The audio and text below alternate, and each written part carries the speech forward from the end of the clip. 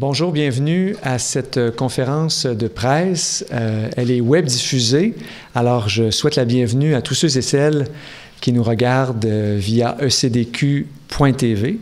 Nous sommes à l'Archevêché de Québec et je vous laisse tout de suite à notre hôte, le cardinal Gérald Cyprien Lacroix, archevêque de Québec.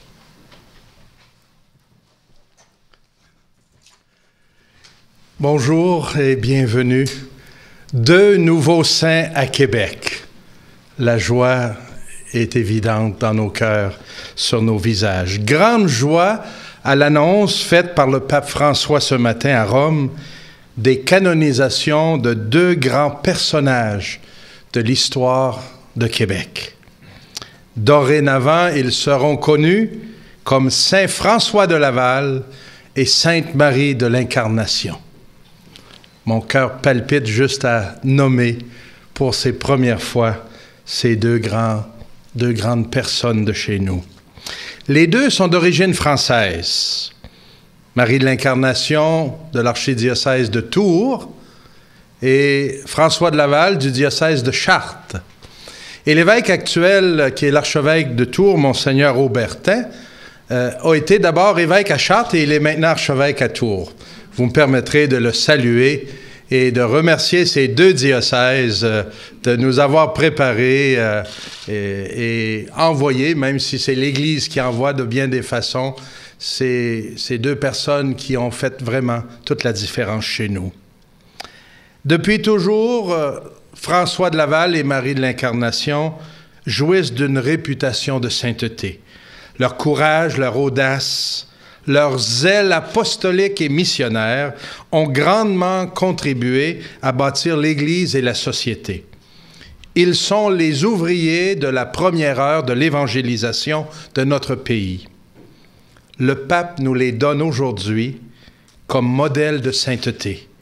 Leur vie est certainement un encouragement pour nous aujourd'hui qui avons à œuvrer à la nouvelle évangélisation et nous engager dans la construction d'un monde plus humain.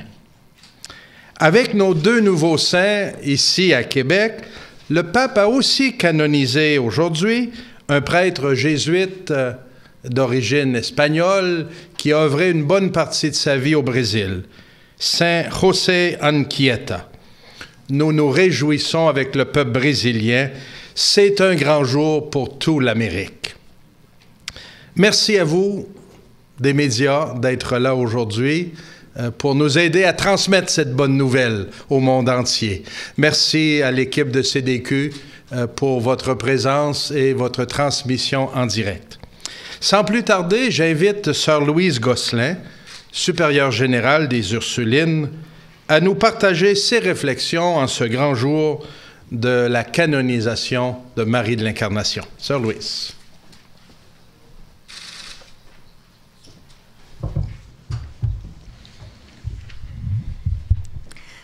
Monsieur le cardinal, Monsieur Robert, supérieur du séminaire de Québec, Monseigneur Couture, chers amis et représentants des médias, en ce matin du 3 avril, le pape François a reconnu officiellement, donc au niveau de l'Église universelle, la sainteté de Marie Guyart de l'Incarnation. Venue fonder il y a 375 ans cette année, le monastère des Ursulines de Québec est la première école pour filles en Amérique du Nord. Bien sûr, c'est avec une immense joie et dans l'action de grâce que les Ursulines de l'Union canadienne accueillent cette belle nouvelle longuement espérée.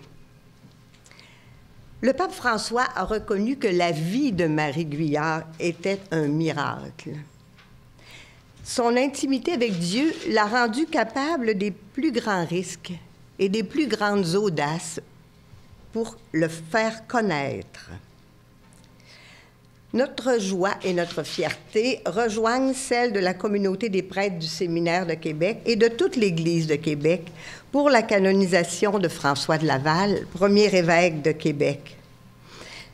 Ces 2 géants de notre histoire sainte ont investi leurs énergies, leurs talents, leur cœur et leur intelligence, toute leur vie pour que naisse ici à la fois un nouveau pays et une nouvelle Église.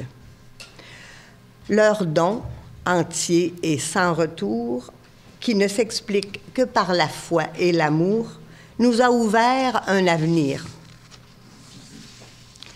L'œuvre commencée par Marie de l'Incarnation à Québec et dont nous fêtons le 375e anniversaire s'est largement répandue au Québec et au Canada et a essaimé au Japon, au Pérou et aux Philippines. Son rayonnement ici à Québec et au Québec a débordé les cadres de la communauté et du monde scolaire pour s'étendre à toutes les dimensions de la vie de l'Église et de la société, en particulier au monde culturel, artistique, intellectuel. Elle est devenue, à travers les âges et jusqu'à aujourd'hui, une source d'inspiration pour de nombreuses personnes d'horizons très diversifiés. Nous nous réjouissons particulièrement que sa canonisation, en la faisant connaître partout dans le monde, permette à encore plus de personnes de puiser dans le trésor de sa vie et de ses écrits un soutien, une inspiration, une lumière. Permettez-moi aujourd'hui de vous la présenter en quelques traits. Elle s'appelait Marie Guyard par sa naissance, le 28 octobre 1599. Elle sera Madame Martin par son mariage avec Claude et deviendra Marie de l'Incarnation en prenant l'habit chez les Ursulines de Tours. Un nom porteur de sa spiritualité et de sa mission. Quand elle débarque à Québec le 1er août 1639, Marie de l'Incarnation est à la veille de ses 40 ans. C'est une femme mûrie par ses expériences humaines et spirituelles. En fait, c'est à la lecture des relations ou récits des Jésuites que Marie de l'Incarnation a ressenti un vif désir de venir en Nouvelle-France, malgré tout ce qu'on disait à l'époque de ce pays qu'on qualifiait d'effroyable. Elle venait y consumer sa vie, selon ses termes, pour que les gens du pays trouvent la vie en trouvant un sens à leur vie. Elle consacrera les 32 dernières années de sa vie jusqu'à sa mort à Québec le 30 avril 1672, après avoir laissé à ce pays et à cette Église un immense héritage dont nous vivons toujours. Que conservons-nous d'elle? Qu'apprenons-nous d'elle? Marie de l'Incarnation est une femme solide, une femme d'un grand équilibre. C'est une mystique qu'on a comparée à Thérèse d'Avila, qu'on a qualifiée de la Thérèse d'Avila du Nouveau Monde, qui a vécu une étonnante intimité avec Dieu, mais toujours au cœur d'une intense activité, près des personnes et bien collée aux réalités concrètes de son milieu et de son temps. Épouse, mère, veuve aux prises avec de nombreux soucis financiers, chef d'entreprise et comptable, puis Ursuline, première femme missionnaire outre-mer et bâtisseuse de grands talents. Ses proches n'ont pourtant jamais su à quel point elle était favorisée d'expériences mystiques, tant sa sainteté était incarnée. Une femme ouverte sur la vie qui a été présente à tous les aspects de la vie en Nouvelle-France. Sa correspondance est un trésor d'informations sur les débuts de la vie au pays. Elle était capable de conseiller les personnes de toutes conditions qui se présentaient à son parloir de religieuses cloîtrées. Colons et gouverneurs, ecclésiastiques et coureurs des bois, Amérindiens et Français. Un autre trait qui nous la rend bien contemporaine est sa façon de se porter avec respect et ouverture à la rencontre de l'autre, à la rencontre des autres cultures, pour en reconnaître la richesse, pour en apprendre les langues. Elle aura appris le montagnais, le huron, l'algonquin, l'iroquois, jusqu'à composer des dictionnaires des catéchismes et des grammaires dans ces langues. Une femme qui a risqué d'éduquer ensemble amérindiennes et françaises et qui a renoncé à franciser les petites amérindiennes, contrairement au désir de Sa Majesté le roi de France. Une femme très humaine, pour qui annoncer l'Évangile, c'était laver, nourrir, soigner, instruire des petites filles, accueillir, conseiller, réconcilier, bâtir et rebâtir. Une femme de courage et de feu, engagée à fond et à vie, venue ici sans billet de retour, pour rester, malgré la menace iroquoise, la menace anglaise, les rigueurs du pays, au plan du climat et de la nourriture, entre autres, et le dénuement dans lequel vont la jeter avec ses compagnes, l'incendie du monastère à peine construit et le départ vers Ville-Marie de Madame de la Pelletrie, qui avait assuré la fondation du monastère à même ses biens. Marie l'Incarnation devra chercher et entretenir des nouveaux bienfaiteurs et bienfaitrices de la France, ce qui supposera pour elle de nombreuses lettres écrites de soir ou de nuit, à la chandelle ou au coin du feu, alors qu'on cuit du visage et qu'on gèle du dos. Rien ne l'a fait dévier de son projet, dans la conviction profonde qu'elle avait de répondre à un appel de Dieu pour ce pays. Une femme de vision et de réflexion, de pensée et d'écriture, une femme riche d'humanité qui a été et demeure significative pour des personnes d'horizons très différents. On a été témoin ces dernières années de son rayonnement dans le monde des arts et de la culture, à travers le théâtre et le cinéma, de même que dans le monde de la recherche universitaire.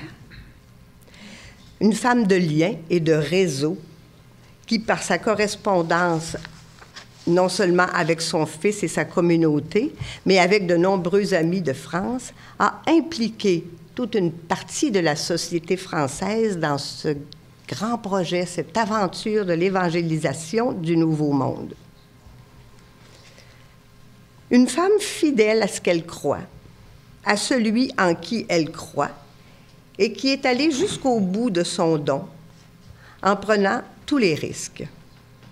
Une passion l'habitait, un grand amour, une folle espérance, qui lui a fait traverser les plus grands obstacles et accepter les renoncements les plus audacieux pour venir s'établir ici, alors que la bourgade de Québec et de ses environs comptait plus ou moins 250 habitants. Finalement, une maîtresse de vie spirituelle et de vie tout court, un leader tout à fait remarquable et toujours significatif pour notre temps, qui nous est proposé comme une amie, une sœur, une mère, une source d'inspiration pour notre propre quête. Le pape François, en la canonisant en même temps que François de Laval, la met au rang de ceux qu'on a appelés les apôtres de l'Amérique, les apôtres des Amériques, comme l'a souligné Monsieur le cardinal. C'est dire son influence, sa contribution pour l'établissement ici des bases d'une nouvelle Église et d'un monde nouveau. Non seulement les Ursulines, mais aussi l'Église en Amérique et la société que nous formons lui doivent une part immense dans leur survivance et dans leur développement en ces lieux. Elle nous a vraiment ouvert les chemins de notre avenir. Et nous voilà invités par elle à nous réapproprier collectivement son héritage, toujours si pertinent, et à le laisser nous inspirer face à nos défis d'aujourd'hui pour construire une Église et une société toujours à renouveler. Merci.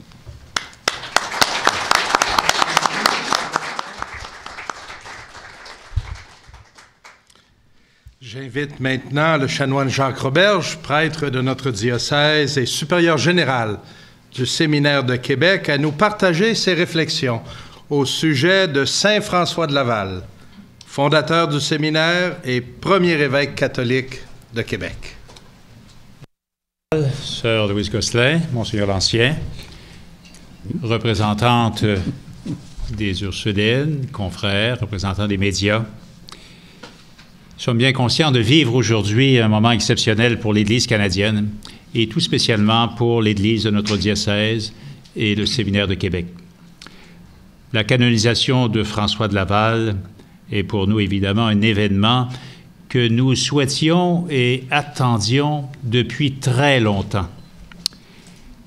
De fait, c'est le 2 mai 1880 que Monseigneur Elzéar Alexandre Taschereau, qui était évêque de Québec à l'époque, annonce la démarche qui nous a conduit à l'annonce d'aujourd'hui, 1880, fait quand même quelques années. Monseigneur Taschereau crée alors un tribunal ecclésiastique diocésain chargé d'étudier la vie, les vertus de Monseigneur de Laval et les miracles attribués à son intercession.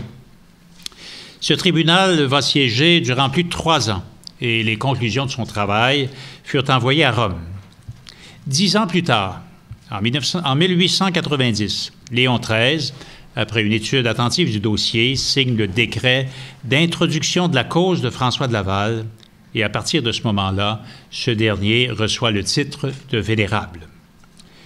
Et puis, il faut attendre jusqu'au 28 février 1960. Le pape Jean XXIII signe un nouveau décret reconnaissant l'héroïcité des vertus du premier évêque de la Nouvelle-France. Et en 1990, c'est au tour de Jean-Paul II de béatifier François de Laval. On lui donnait alors le titre de bienheureux et il pouvait faire l'objet d'un culte plus généralisé, d'un culte public.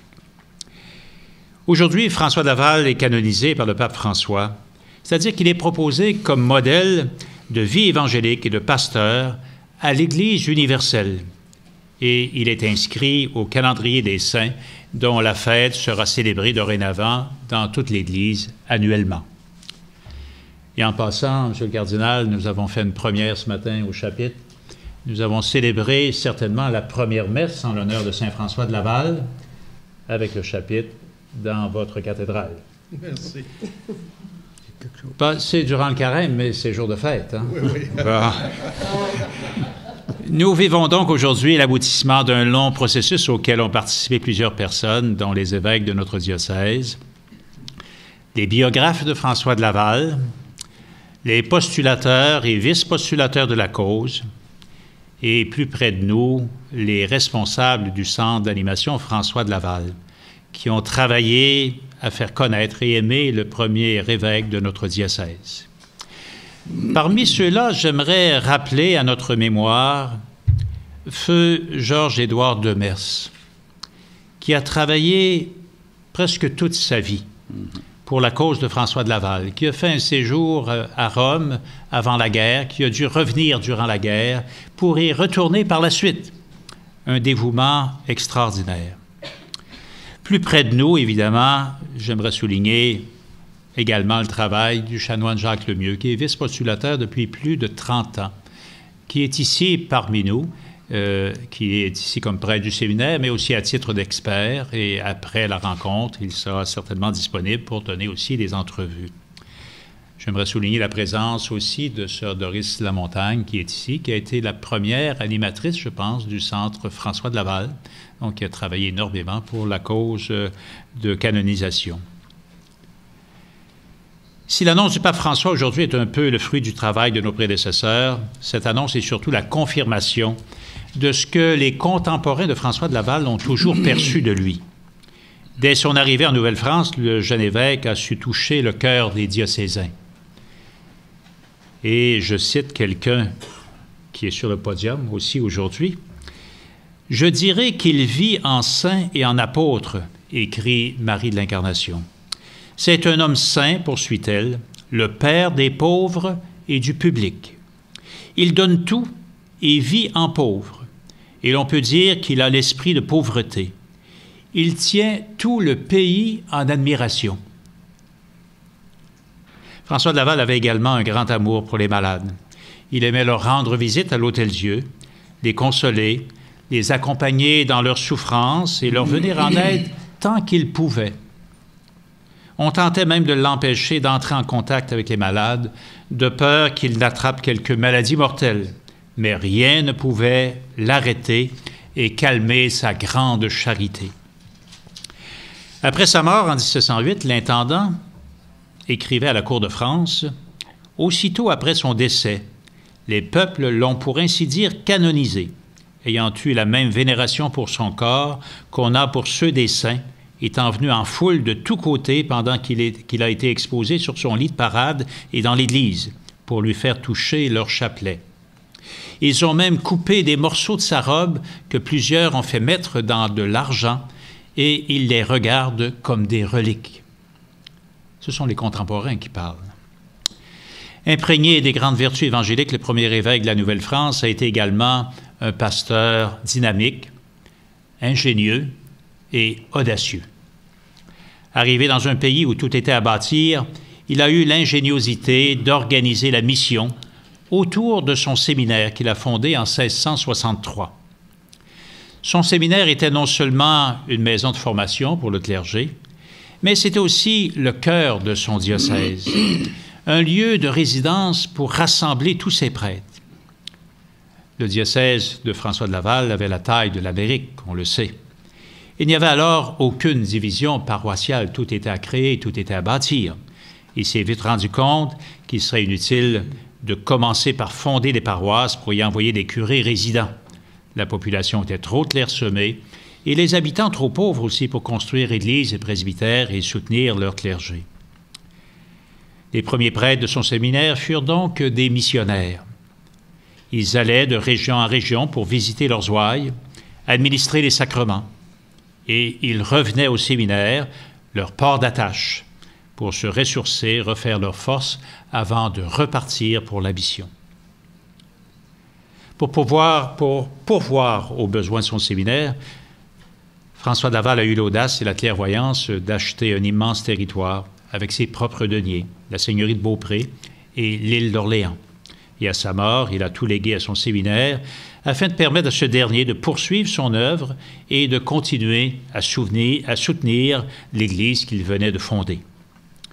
Aujourd'hui, la canonisation de François de Laval est pour les prêtres du séminaire non seulement un aboutissement, mais surtout un encouragement très fort à continuer cette belle aventure humaine et spirituelle entreprise en 1659 par leur saint fondateur auprès des gens de ce pays.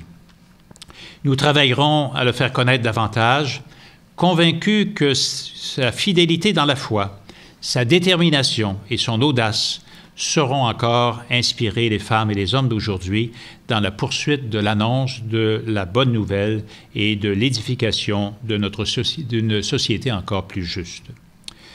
Beaucoup trouveront certainement en lui force et courage pour relever les défis d'aujourd'hui et surmonter les difficultés qui se présentent à nous. Dans l'espérance, saint François de Laval nous invite à voir grand et à croire en l'avenir de notre Église.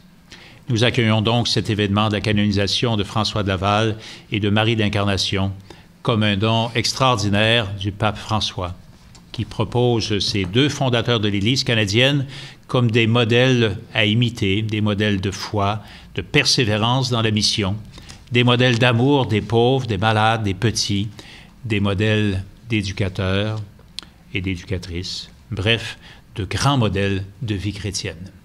Merci de votre attention.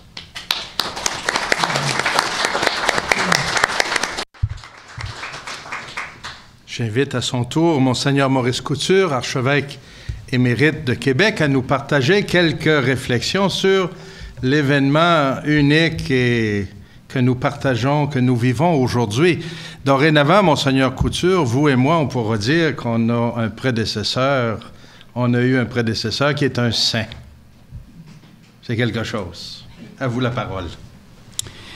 Et c'est à la fois encourageant et presque désespérant, puisqu'on est invité à marcher sur ses traces. Tout à l'heure, on a eu la gentillesse de m'appeler Monseigneur l'Ancien.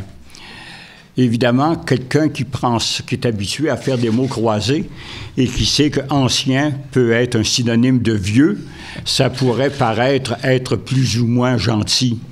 Mais dans le langage du 17e siècle, l'ancien était celui qui succédait à un autre et qui méritait qu'on lui donne ce nom pour démontrer qu'il avait vraiment marqué son temps. Monseigneur de Laval, après sa retraite, a été appelé Monseigneur l'Ancien par la population, qui l'admirait beaucoup. Et la tradition veut qu'un de ses successeurs, encore vivant, porte ce nom-là. Je partage ce privilège avec M. le cardinal Ouellette, peut-être plus exactement, plus rigoureusement, puisque moi, je suis encore dans le diocèse, alors que Monseigneur Ouellette est à Rome, de sorte que je suis vraiment dans le statut qu'a connu Monseigneur de Laval après avoir été remplacé par Monseigneur de Saint-Vallier. Moi, je suis émerveillé de penser à la stature de ces deux saints qui viennent d'être déclarés ainsi par le pape François. Faudrait pas penser que parce que cette canonisation se fait selon le style de l'équipolence, faudrait pas penser que c'est parce que on n'a pas réussi à le canoniser selon la formule régulière. C'est presque le contraire. C'est qu'on constate que ces deux personnes sont tellement notoires, ont tellement marqué la vie de l'Église qu'il ne faut pas attendre qu'un miracle soit reconnu pour les proclamer saints. Je dois vous avouer que c'est parfois frustrant. Pendant que j'étais évêque, moi, j'ai eu à présider 3 comités de reconnaissance de miracles, et puis ça n'a pas été accepté par les médecins. Les médecins sont assez rigoureux avant de reconnaître un miracle, je le comprends. Mais ça n'est pas d'hier. Les premiers saints étaient canonisés par la voie populaire. On a évidemment rendu plus rigoureuse la méthode pour canoniser, mais il n'en demeure pas moins que la notoriété, la reconnaissance d'une personne comme ayant une réputation de sainteté, ça c'est premier. Et ce que le pape a fait, c'est qu'il a reconnu qu'il y a dans le diocèse de Québec et en dehors même du diocèse, à l'étendue de ce qu'était son diocèse autrefois, il est reconnu que c'était un homme d'une grande sainteté. Donc, le pape dit, ça vaut la peine qu'on n'attende pas, qu'on déroge même au cursus ordinaire de reconnaissance de la sainteté. On peut dire la même chose de Marie de l'Incarnation. Nous avons droit là aussi, nous avons devant nous aussi un personnage d'une extraordinaire envergure, d'une femme qui a été d'une précocité extraordinaire dans tout ce qu'elle a vécu. Elle s'est mariée à 19 ans. Elle a été mère de famille, épouse, veuve. Elle a connu des problèmes que j'appellerais de conciliation travail-famille. Elle, ça a été conciliation mission-famille, d'où sa décision de confier son enfant de 12 ans à des personnes très responsables. Elle a fait ça en se marchant sur le cœur. Elle le dit dans une lettre qui est admirable. Mais parce qu'elle sentait qu'elle avait une mission d'une telle grandeur qu'elle ne pouvait pas se désister. Et c'est ainsi qu'à 40 ans, elle s'en vient à Québec, elle fonde le monastère des Ursulines. Et j'espère que cette canonisation amènera nos gens en général, mais peut-être aussi un peu nos intellectuels, à retrouver l'explication de ce que l'Église pouvait représenter dans l'histoire de notre pays. Essayons de penser à ce que ça pouvait vouloir dire, que toute l'éducation reposait entre les mains de Marie d'Incarnation, que tous les soins de santé reposaient entre les mains des Augustines. Évidemment, je force un peu la note en disant que maintenant, ça représente 70% du budget de la province de Québec. Évidemment, on n'avait pas la même population. Quand Monseigneur de Laval est arrivé ici, la population de la Nouvelle-France était de 2500. 22 ans plus tard, c'était de 10 000. J'entends 10 000 Français. C'est évident qu'il y avait la population amérindienne, mais puisqu'il s'agit de la Nouvelle-France, là, je donne ces statistiques qui sont très parlantes. Et si je peux compléter, je signale également que quand Monseigneur de Laval a cédé son diocèse à Monseigneur de Saint-Vallier, il y avait eu une augmentation considérable. Ça, c'était en 1684, un petit peu après, donc, qu'il est cédé. Il y avait, à ce moment-là, de 25 prêtres qu'on était à l'arrivée de Monseigneur de Laval, il y en avait 102. 36 jésuites, 19 sulpiciens, 14 récollets, 33 prêtres séculiers. Et il y avait 97 religieuses, dont 50 canadiennes. Vous voyez un peu là la progression extraordinaire, ce qui explique que l'Église a occupé un rôle extrêmement important, même pour la survie de la Nouvelle-France. Et moi, si j'étais professeur d'histoire et que j'avais à suggérer des thèmes de thèse, de maîtrise ou de doctorat, ça serait précisément de démontrer comment l'Église a, à ce moment-là, été un élément qui a permis la survie, puis j'hésite pas à l'affirmer, là, la survie de la Nouvelle-France, à cause des services apportés, pas seulement au plan religieux, mais au plan de la santé, au plan de l'éducation, et aussi à cause de la proportion énorme. Pensez-y un peu, là, quand on regarde le nombre de prêtres qu'il y avait sur une population de 10 000, ça voudrait dire qu'un gros village maintenant là, aurait cette proportion de religieux et de religieuses. Il faut être fier de tout ça, et pour ma part, je dois vous dire que c'est un moment que je considère très, très exaltant de ma vie. Je me suis permis de dire un peu en badinant tout à l'heure que j'avais revisé à mon compte le cantique de Zacharie qui entonne un jour son cantique en disant au fond, là, « Merci Seigneur de m'avoir permis de vivre assez longtemps pour accueillir le Messie, pour voir le Messie. » Bien moi je dis « Merci Seigneur à mon âge de m'avoir permis de vivre assez longtemps pour connaître un tel pape. » Et aujourd'hui j'ajoute « Et pour connaître nos deux nouveaux saints. » Merci.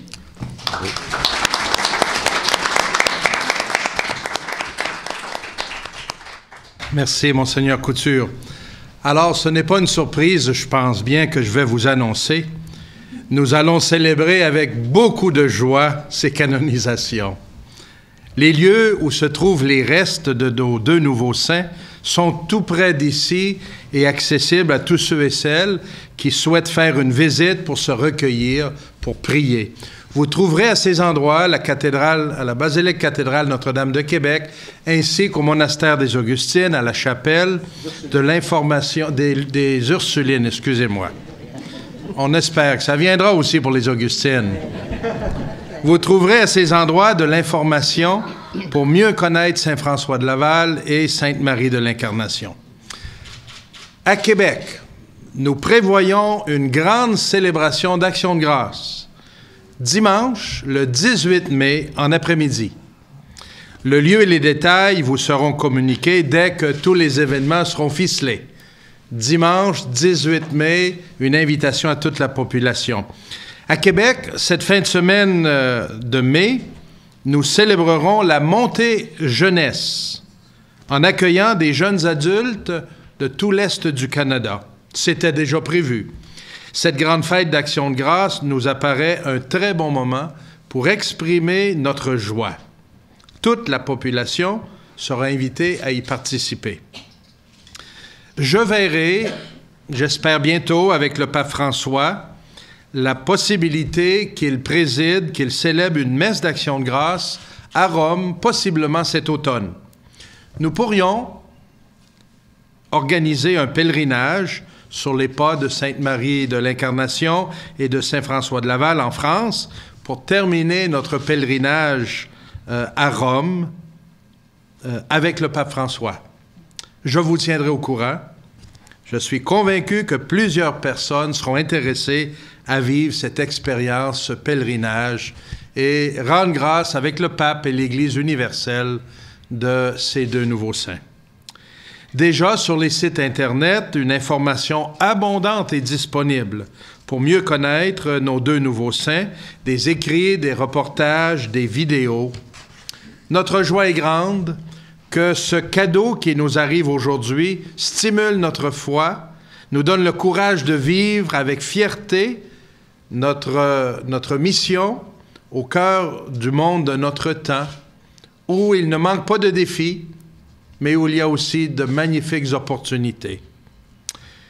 Je voudrais aussi, en ce jour où ces deux grandes figures nous apparaissent extraordinaires, Saint François de Laval et Sainte Marie de l'Incarnation, vous mentionner, vous l'avez peut-être vu dans les décrets qui sont publiés ce matin, le Saint-Père a aussi reconnu les vertus héroïques de quelqu'un qui a vécu longtemps à Québec, le Père Staub, un prêtre assomptionniste, lui aussi d'origine européenne. Il est très associé au Montmartre canadien et le fondateur de la communauté des Sœurs de Sainte-Jeanne d'Arc. Alors nous les saluons. C'est la reconnaissance des vertus héroïques, c'est un pas de plus dans un procès de béatification en vue de la canonisation. Nous nous réjouissons avec ces deux communautés chez nous de cette belle annonce. Merci d'être venu à ce point de presse. Merci de partager notre joie. Merci beaucoup, M. le Cardinal. Alors, il y aura maintenant une période de questions. Bien sûr, toutes les personnes à l'avant seront disponibles pour des questions-réponses individuelles. Alors, comme c'est une web diffusion, je vous demande simplement, pour les représentants et représentants des médias, de vous présenter au micro et de vous présenter et votre média également.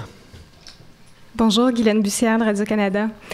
Monseigneur Lacroix, on a l'impression que le pape François met les projecteurs sur l'Église québécoise depuis quelque temps. Votre nomination, la Porte Sainte, aujourd'hui, cette nouvelle-là, qu'est-ce que ça peut entraîner comme impact? On ne se plaint pas du tout de cela, vous savez. Ben, je crois que tout cela est vraiment un encouragement pour nous de l'Église, pour la société québécoise. C'est un signe très tangible que notre pape, qui a tant à voir avec l'Église universelle, voit et se préoccupe et pense à nous donner ces modèles de sainteté pour nous encourager. C'est pas un secret, le pape est déjà venu ici, alors qu'il était cardinal, lors du congrès eucharistique. Il était venu aussi avant même d'être évêque, comme jésuite. Il y a des jésuites à Québec, il était venu à quelques reprises. Il a vu l'évolution de notre société. Alors, on se réjouit et évidemment, on le remercie beaucoup de ces marques d'affection et d'encouragement. Et je pense que ça nous donne le goût aussi de continuer notre mission, hein? Ça nous donne de la gasoline, comme on dit, pour poursuivre la route ensemble. Est-ce que vous l'avez invité comme pape maintenant? Est-ce qu'on va le voir à Québec? Oui et non. Évidemment, lorsqu'il m'a annoncé qu'il souhaitait canoniser ces deux grands personnages de chez nous, je lui ai dit, Saint-Père, il faudrait venir à Québec, vous êtes le bienvenu. Il dit, si je vais à Québec, il faut aussi que j'aille au Brésil, parce qu'il y en a un aussi en même temps. Et il dit, je ne peux pas faire ça maintenant. Et il dit, célébrez à Québec, rendez grâce, faites un événement à Québec, et j'espère que vous viendrez à Rome pour qu'on fasse un temps d'action de grâce ensemble. Alors, c'est comme ça qu'on prévoit les événements. Bonjour, je voudrais savoir pourquoi maintenant, selon vous? Pourquoi est-ce qu'on fait ça maintenant? Eh bien, comme l'expliquait très bien le chanoine Roberge, c'est un long processus. Hein? Pourquoi ce moment-ci? Bon, d'abord, c'est un désir exprès du Saint-Père. Même si tout le processus est enclenché depuis longtemps, toutes les enquêtes, tout le travail, rassembler tous les témoignages, les écrits, étudier, regarder, tout ça a été fait. C'est le Saint-Père qui lui-même a voulu que ces trois bienheureux qui ont été canonisés ensemble en 1980, d'autres déjà ont été canonisés de cette cuvée-là, si vous me permettez l'expression, de 1980, comme Kateri Tekakwitha en 2012, en octobre. Alors, ces trois-ci ne l'étaient pas encore. Et moi, il me dit, je veux donner à l'Église d'aujourd'hui ces grands témoins de la première évangélisation pour soutenir la nouvelle évangélisation aujourd'hui. Ils sont des témoins lumineux. Alors, lui a jugé que c'était le moment opportun. Paula, sur la nouvelle évangélisation, ce que vous voulez dire, quand vous parlez de la nouvelle évangélisation, c'est la volonté de retrouver davantage les croyants et tout ça avec peut-être une approche renouvelée. Est-ce que je dois comprendre que vous souhaitez que la canonisation permette à l'Église catholique d'aller comment dire, conquérir de nouveaux fidèles? Pensez-vous que ça peut avoir ce genre d'impact-là? Oui. L'Église a toujours cette mission à travers les siècles d'annoncer l'Évangile, de rassembler les gens en communauté chrétienne pour que leur vie soit guidée par les principes de l'Évangile, par le plan de Dieu. Alors, actuellement, c'est évident qu'on a un besoin de trouver de nouvelles façons de le faire. L'Évangile, lui, ne change pas, il restera toujours le même. Mais nous avons à trouver la façon de le présenter aux gens de notre culture, d'aujourd'hui, de notre société. Et c'est là le défi. Évidemment, en plongeant dans l'ardeur spirituelle et apostolique missionnaire de ces deux nouveaux saints, en regardant leur courage et leur communion à Dieu, leur vie spirituelle, et leur vision, nous pouvons apprendre. Alors oui, c'est tout un encouragement pour les défis que nous avons aujourd'hui. Bonjour, Catherine Lamontagne, au Journal de Québec. Il y en a été question brièvement. Les personnes qui ont été canonisées aujourd'hui n'ont pas de miracle à leur actif. Est-ce que c'est quelque chose qui est rare ou est-ce que c'est quelque chose qui se voit de plus en plus? Est-ce qu'on va tendre vers ça dans l'avenir? Comment vous percevez tout ça? D'autres peut-être peuvent répondre à ça. Moi, je dirais juste ceci. Ce n'est pas... c'est pas très, très commun, mais ce n'est pas non plus une rareté, là, une nouveauté. Au cours de l'histoire, il y en a eu. Il y a des papes qui ont été canonisés comme ça. Le pape Benoît XVI, par exemple, avait canonisé Hildegard Bingen de cette façon-là. Ensuite, Saint-Angèle de Foligno. Il y a quelques mois, le jésuite Pierre Fabre. C'est quelque chose qui est là depuis déjà plusieurs siècles et c'est le pape qui prend cette décision. Comme le disait si bien Monseigneur Couture, Monseigneur l'Ancien, leur vie est tout un miracle. Alors qu'attendons-nous de plus? Et les gens le reconnaissent. Alors le pape prend cette décision. Évidemment, c'est vu par le consistoire des cardinaux et la congrégation pour les causes des saints qui revoit tous les documents et s'assure que tout est prêt. Oui. Merci. Bonjour, Pascal Poinlan, RDI. Vous parlez d'une grande célébration pour l'Action de grâce dimanche 18 mai. Ça se tiendrait où? Rappelez-nous le but de ce que ça va être, même si ce n'est pas encore ficelé. C'est à Québec. C'est évident que ça va être à Québec. C'est le dimanche après-midi. Où exactement? Bien là, écoutez, on ne pouvait pas faire des préparatifs avant de savoir exactement. Alors, l'idée, c'est qu'on puisse dire à Dieu merci. Merci de nous donner ces gens qui nous ont précédés et cette qualité de foi et d'engagement, ces gens qui ont fait la différence chez nous. Alors, et en même temps, pour nous rassembler et dire, ben nous, aujourd'hui, on est appelés à ça aussi. Hein? La sainteté, c'est pas juste pour des gens qui ont vécu dans le passé. Le pape François le rappelle, le Concile Vatican II l'a rappelé, l'Évangile nous invite à vivre une vie de sainteté, une vie de communion à Dieu, puis une vie d'amour ici entre nous. Alors, on espère que cette célébration, comme bien d'autres certainement, sera l'occasion de nous laisser renouveler dans notre propre foi. Je parlais à certaines Ursulines qui me disaient, mais Marie de l'Incarnation, nous, on le savait déjà qu'elle était sainte depuis toujours. Alors, pour les gens qui ne sont pas ferrés en affaires religieuses, qu'est-ce que ça change aujourd'hui? C'est une reconnaissance pour l'Église universelle. Il y a des gens comme ça qui, étaient connus ici. Marie de l'Incarnation jouissait déjà d'une réputation internationale à cause des Ursulines qui sont en beaucoup d'endroits dans le monde. Hein? Alors, elle était déjà connue et ses écrits, maintenant reconnus par l'Église et sur le calendrier officiel ça fait une reconnaissance vraiment universelle. Proposé comme modèle universel, c'est loin d'être rien, hein? Alors, pour François de Laval, il était moins connu au niveau international, un peu plus, quoiqu'il l'était aussi un peu en France et ailleurs. Le centre d'animation et les écrits et les publications et des gens qui ont donné des conférences ont fait connaître un peu, mais lui aussi, je trouve que c'est très, très, très beau et très stimulant que le pape nous présente un pasteur, un évêque, qui a affronté de grands défis et qui a réalisé une mission extraordinaire en fondant le diocèse de Québec comme modèle. Alors, ça change que ça va certainement nous encourager davantage. Merci à vous. Alors, merci beaucoup à tous de vous être présentés à cette conférence de presse historique. À très bientôt et pour les journalistes, vous pouvez maintenant poser vos questions individuelles. Merci beaucoup. Merci beaucoup.